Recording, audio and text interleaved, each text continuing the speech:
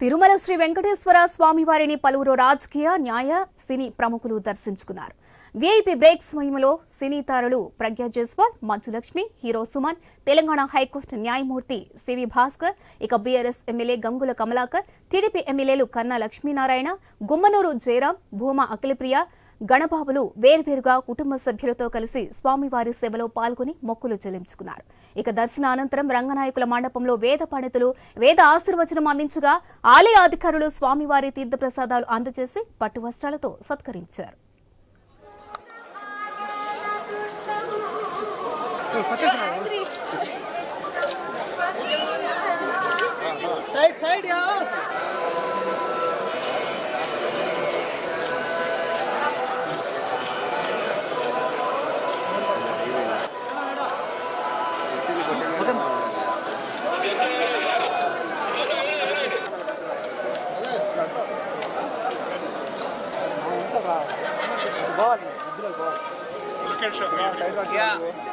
ఈరోజు తిరుమలలో దర్శనం అది ఒకటి.